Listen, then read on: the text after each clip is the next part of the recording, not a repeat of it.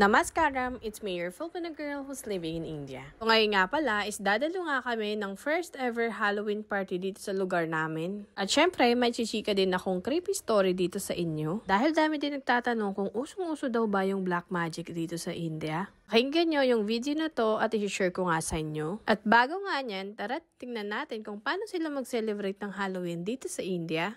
So ngayon nga pala is bago nga kami pumasok is mini-makeupan nga ng asawa ko yung anak ko kasi nga hindi namin siya na-makeupan dun sa bahay. Nahihiya kasi yung anak ko kasi nga first ever dito sa India at baka mamaya sabihin ng mga tao dito mukhang tanga siya. Hindi nga talaga to common dito sa lugar namin. Yung iba siguro pero pag mga ganito talaga is parang pang mamayaman lang. Ganon. Hindi ko naman sinasabi na mayaman kami or what.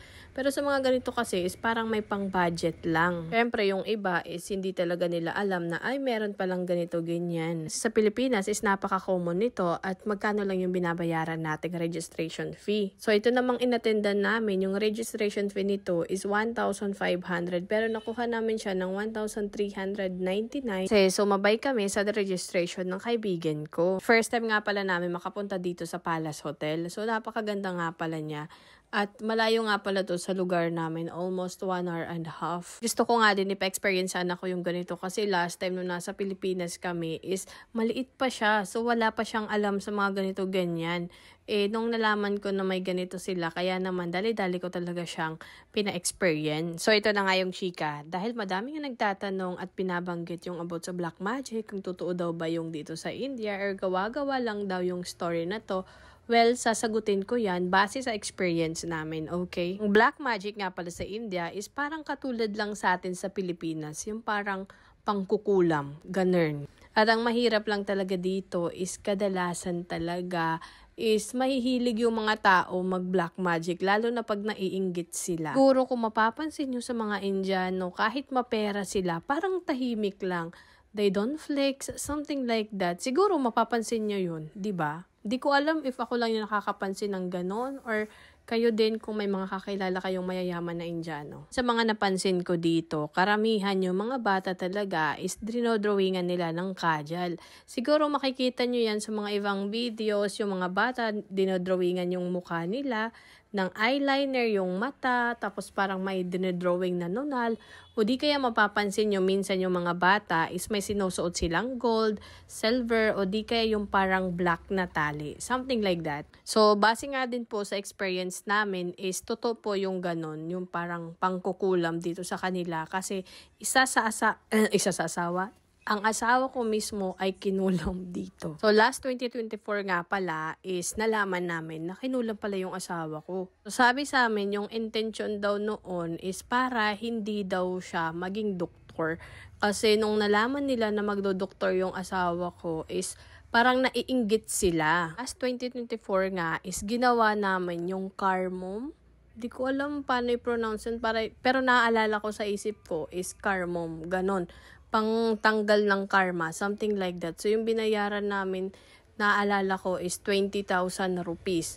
Nakuhanan ko yun ng video, kaso pinabura sa akin ng asawa ko kasi sabi, baka mawala daw yung effect na ginawa sa kanya. So, paano namin nagawa yun is, madalas talaga ginagawa yun sa mga Hindu temple. So, may kaibigan nga pala kami na isang Hindu, close friend namin siya. So, accidentally is nagbunta siya dito sa bahay namin. Matagal na siyang close friend ng father-in-law ko, pero never siya pumunta dito sa bahay namin. So, that year 2024 is biglaan siya nagpunta dito and then nakausap siya ng mother-in-law ko, chika-chika sila, something like that.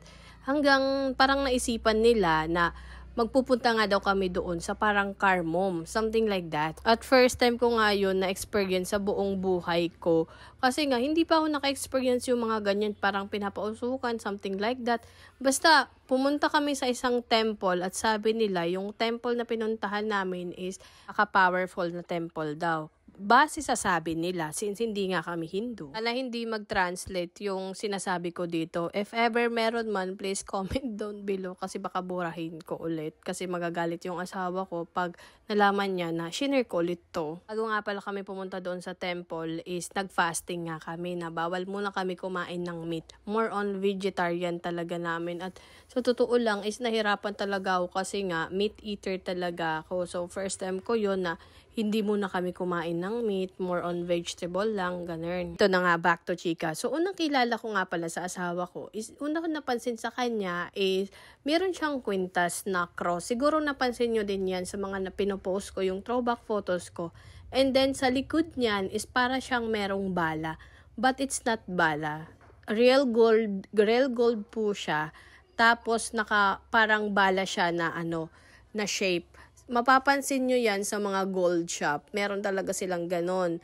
So, sa loob daw ng gold na yon is merong ang nakasulat na something. I don't know what is it. Basta sinabi lang sa akin ng asawa ko. Kasi nga, yung father-in-law ko is naniniwala talaga siya sa mga ganyan. Kaya naman, dati pa nung nasa Pilipinas din kami, yung anak ko is parang ginagawan-gawan niya din ng parang anti-evil eye, something like that. Basta meron siyang ginagawa na-shock din ako nung nasa Pilipinas kami. Something incident happened, tapos nawala yun, yung kwintas ng asawa ko. Gold pa naman yun, sayang. So ayan nga, back to temple na tayo. So nung pagpunta pala namin doon is nagdala nga pala kami ng nyog. Nakalimutan ko kung ilang perasong nyog yung dinala namin. Kasi parang biniyak yun doon. Basta, di ko malagay yung picture kasi nga, meron ako mga Indianong, lalo na yung family ng asawa ko, is nakafollow sila sa akin. Pag nalaman nila yun, lalo na pag pinost ko pa, ganyan, mapapagalitan ako ng asawa ko. Ginawa lang namin yun secretly. Hindi nila alam. Habang nandun kami is, kailangan mo palang gawin doon is, kailangan mo ibigay yung birthday mo, yung birth time, isa talaga sa kailangan nila para exactly malaman kung may nang aano sa'yo is yung birth time. So, totoo po to.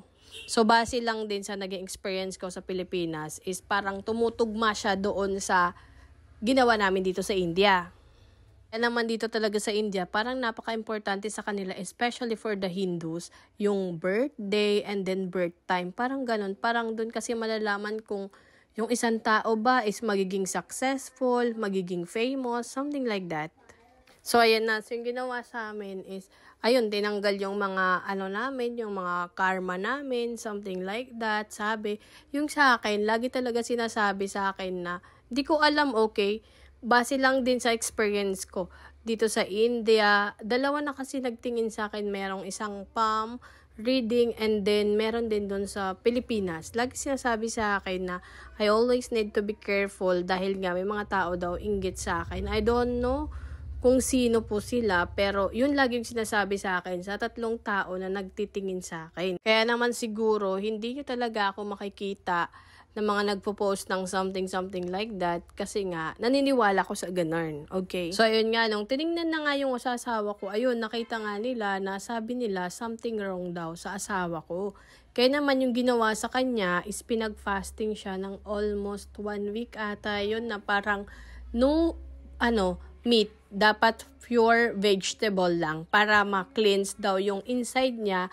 And after that, may papainom sa kanya at masuka nga yun. So, ayun nga, after a week nga pala is na suka nga niya at ayun, lumabas sa kanya is parang itim-itim na may buhok.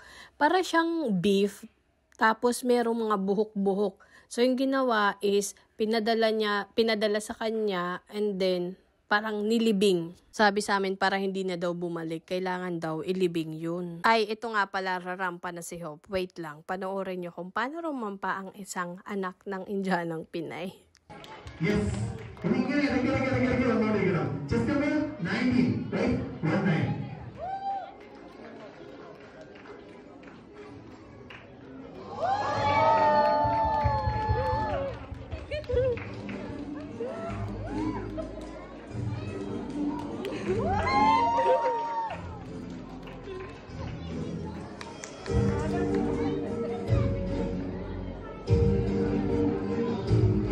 Wow. Ito na gawin. Yes. Chest number 20. O, diba? May patumbling effect pa siya. Siyempre, yung tatay niya yung nagturo niyan. Sabi ng tatay niyang Indiano, ayan, pakitaan mo ng tumbling mo para ikaw yung maiba. Kaya nga, namaling pa nga pala sila dito sa pagtawag ng winner. Kasi nga, hindi talaga namin nakalain na masasali yung anak namin dito sa winner. Iana Joseph.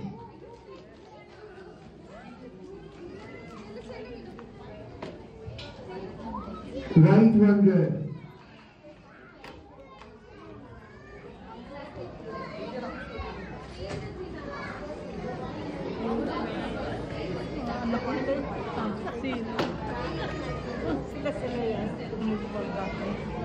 One second. Okay, other than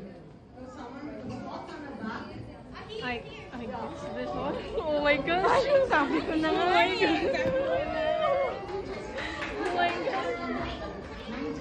Oh my God. Oh my gosh.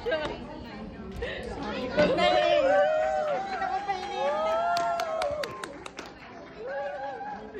Oh my gosh.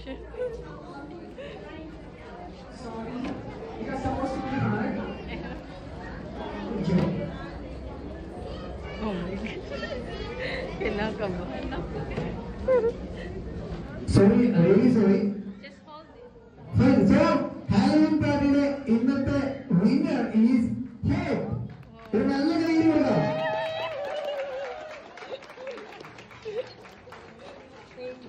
And also, first place winner എന്നുള്ള ഗിഫ്റ്റ് കൊടുക്കാൻ വേണ്ടിയിട്ട് it was നേരത്തെ ചേർന്ന്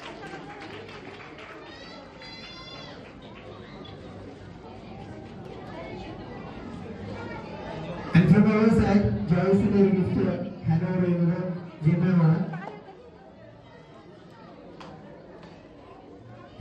Thank you so much.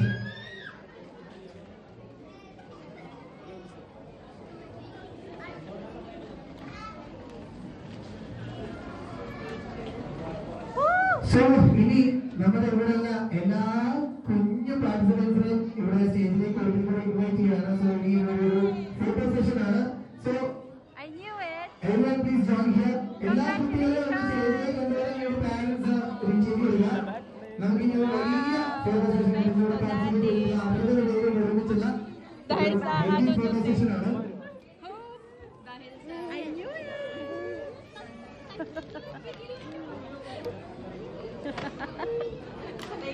Congrats! O diba, gulat din kami kasi hindi talaga namin nakalain na mananalo nga siya dahil nga last minute nga lang namin to napaghandaan.